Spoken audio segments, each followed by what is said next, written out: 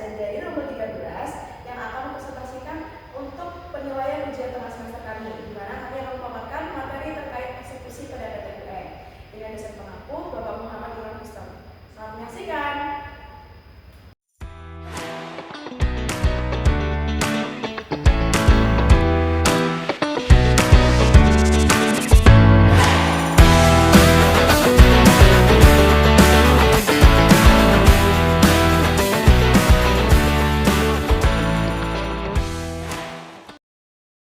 Sebelum membahas lebih lanjut, kita akan membahas terkait apa itu eksekusi atau pelaksanaan putusan dalam PTUN. Dalam pasal 115 Undang-Undang Nomor 5 Tahun 1986 disebutkan bahwa hanya putusan pengadilan yang telah memperoleh kekuatan hukum tetap atau inkrah yang dapat dilaksanakan. Sehingga putusan pengadilan yang belum memperoleh kekuatan hukum tetap tidak memiliki kekuatan eksekusi. Atau dalam kata lain, putusan pengadilan tersebut masih bisa mendapatkan upaya hukum dan tidak dapat dimintakan proses eksekusinya. Eksekusi adalah tindakan hukum untuk masa pejabat atau usaha negara melaksanakan isi putusan pengadilan. Tujuan eksekusi di sini ada 3. Yang pertama yaitu menegakkan keadilan bagi seluruh masyarakat. Yang kedua, memberikan kepastian hukum. Dan yang terakhir adalah menegakkan wibawa dari peradilan itu sendiri. Landasan hukum eksekusi PTUN yang akan kita bahas di sini ada 3, yaitu Undang-Undang Nomor 5 Tahun 1986, Undang-Undang Nomor 9 Tahun 2004, dan Undang-Undang Nomor 51 Tahun 2009. Di mana Undang-Undang Nomor 5 Tahun 1986 merupakan dasar awal dari peradilan tata usaha negara. Kemudian disempurnakan dengan Undang-Undang Nomor 9 Tahun 2004, adanya penambahan terkait ketentuan uang paksa dan sanksi administratif. Dan yang terakhir yaitu mempertegas terkait mekanisme waktu dan tanggung jawab bagi para pejabat. Kita lanjut yaitu Undang-Undang Nomor 5 Tahun 1986, yaitu terkait mekanisme pelaksanaan putusan PTUN menurut Undang-Undang Nomor 5 Tahun 1986. Yaitu yang pertama, salinan putusan dikirim dalam waktu 14 hari setelah putusan inkrah. Selanjutnya, pejabat tata usaha negara wajib melaksanakan isi putusan dalam waktu 4 bulan. Kemudian penggugat dapat meminta eksekusi yaitu dengan waktu 3 bulan. Selanjutnya, jika tidak dilaksanakan, keputusan itu kehilangan kekuatan hukumnya. Dan yang terakhir, ketua PTUN melaporkan kepada atasan pejabat sampai dengan ke presiden. Namun, kita dapat melihat kelemahan eksekusi dalam Undang-Undang Nomor 5 Tahun 1986, yaitu yang pertama, tidak ada alat pemaksa dari pengadilan atau tidak adanya wronging dollar. Selanjutnya, pelaksanaan putusan bergantung pada kesadaran para pejabat. Dan yang terakhir, tidak ada sanksi bagi para pejabat yang tidak patuh. Materi selanjutnya akan saya lanjutkan, yaitu tentang jenis-jenis eksekusi PTUN. Di sini kita menggolongkannya menjadi 2. Pada dasarnya sumber hukumnya semuanya ada di pasal 97 ayat 9. Namun yang pertama, jenis pertama ada di huruf A dan jenis yang kedua itu ada di huruf B dan C. Yang A di mana? Kewajiban berupa pencabutan KTUN atau proseking yang bersangkutan. Jadi ketika terjadinya problem atau masalah itu hanya dicabut, hanya sebatas itu. Kemudian untuk yang jenis kedua itu didasarkan dari huruf B dan C dari pasal 97 tadi. Itu selain pencabutan bersangkutan dan penerbitan KTUN proseking, yaitu yang baru, dan juga dalam hal penerbitan KTUN baru hal gugatan didasarkan pada pasal 3. Hal ini bersinambungan dengan slide selanjutnya, kalau Mas Brian, ini yaitu tentang jenis-jenis dari perbandingan eksekusi otomatis dan eksklusif aktif atau biasa disebut juga hierarki. Itu juga sama. Bagaimana sih maksudnya? Seperti yang tadi, ini ada yang pertama adalah jenis eksekutif, otomatis. Jadi jika dalam 4 bulan tidak dilakukan atau dilaksanakan KTUN, otomatis kehilangan kekuatan hukum. Sehingga ketika mulai ketua melakukan panggilan kepada badan atau subjek apapun itu, dalam 4 bulan tidak dilaksanakan KTUN, panggilan atau kekuatan hukumnya akan hilang dan tidak akan menimbulkan apapun. Tidak seperti adanya tindakan pengadilan lanjutan. Contohnya ini, pencabutan SK pemberhentian pegawai yang dinyatakan batal. Clear? Selanjutnya yang jenis kedua tadi, dan di sini disebut sebagai eksekusi aktif atau berjenjang atau hierarki biasanya. Banyak yang menyebutnya seperti itu. Atau juga non otomatis. Ada pada pasal 97 lagi ayat 9 pada huruf B dan C. Di mana seperti ini, saya bacakan di sebut saya dulu. Huruf B mencabut KTUN lama dan menerbitkan yang baru. Menerbitkan KTUN baru jika sebelumnya pejabat tidak mengeluarkan keputusan. Ciri-cirinya diperlukan pemohonan eksekusi dari penggugat, dilakukan secara berjenjang. Ketua pengadilan atasan pejabat presiden, contohnya rehabilitas jabatan, pengangkutan kembali pegawai dan penurunan SKD. Bagaimana sih penjelasannya? Begini, jadi ketika otomatis itu tadi jika tidak dilakukan atau dilaksanakan KTUN akan otomatis hilang. Ini nggak berlaku. Yang otomatis atau yang hierarki itu nggak berlaku. Jadi akan tetap berjalan dan ketua pengadilan bisa menggugat atau mengajukan ke bagian atau atas jabatan yang lebih di atasnya. Seperti yang ini, ciri-ciri ini dari ketua pengadilan. Ketika misalnya tidak ada respon apapun dari subjek atau tidak ada balasan apapun atau tidak ada kelanjutan kasus tersebut, akan naik ke atasan pejabat. Maksudnya atasan pejabat dari ketua pengadilan. Nggak ada respon lagi atau apapun lagi, naik terus sebelum hasil masih ada banyak tingkatannya. Kemudian tapi pusatnya ada respon.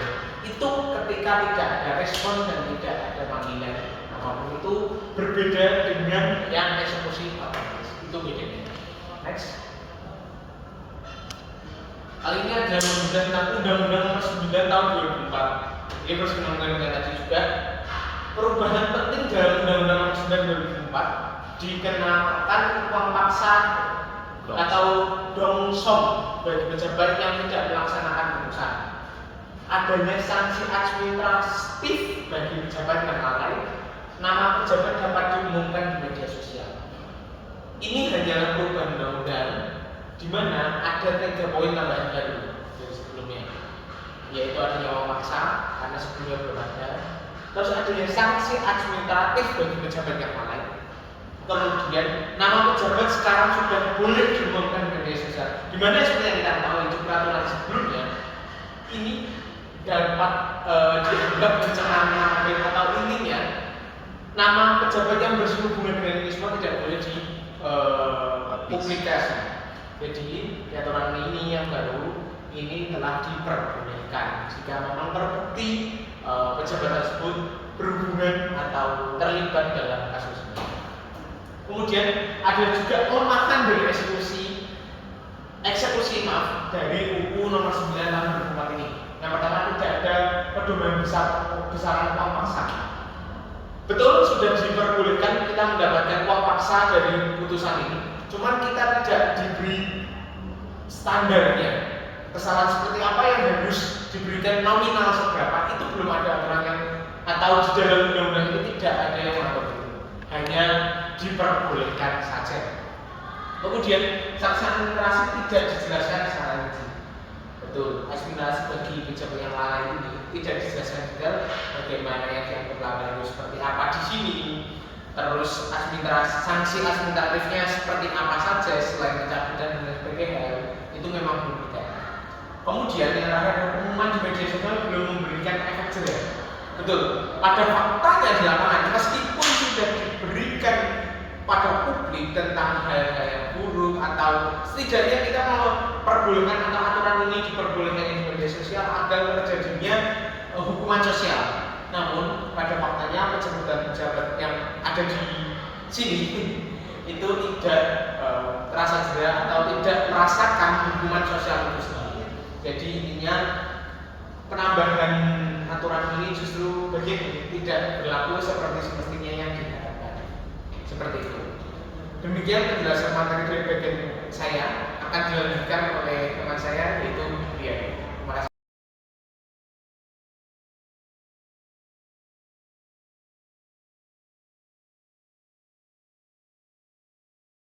Baik, melanjutkan materi yang telah disampaikan teman saya tadi, Mas Dilan.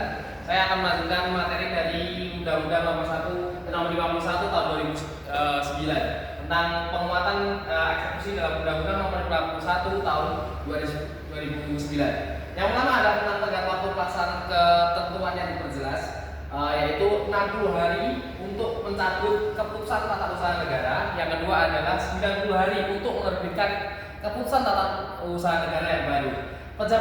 Yang kemudian adalah pejabat dapat dikenai uang paksa atau uang som atau sanksi administratif lainnya. Yang ketiga, ketua pengadilan tinggi tata usaha negara melaporkan kepada presiden atau DPR.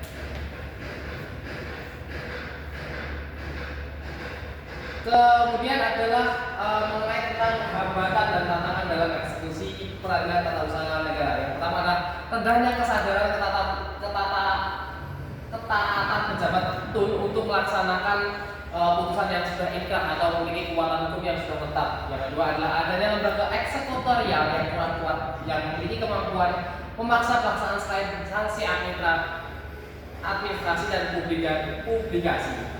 Ada juga ambiguitas atau kesalahpahaman mengimplementasikan tentang regulasi, kurang jelasnya ketentuan mengenai uang paksa, tidak adanya tenggat waktu yang tegas dalam beberapa kasus. Yang ketiga adalah putusan non executable. Objek putusan ini dinyatakan sulit ditemukan atau berubah-ubah statusnya atau terikat perkara lain.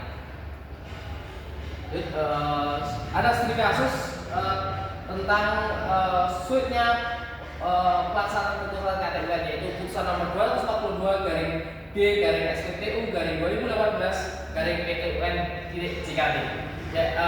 Latar belakang kasusnya adalah subjek sengketa, yaitu keputusan Komisi Pemilihan Umum yang tidak mencantumkan nama Osman Sabta Odang atau di sini disebut OSO dalam daftar calon tetap DJT anggota DPD Pemilu 2019. Dasar hukum KPU adalah putusan Mahkamah Konstitusi atau MK nomor 30/PUU/XPI 2018 yang melarang pengurus partai politik menjadi anggota DPD.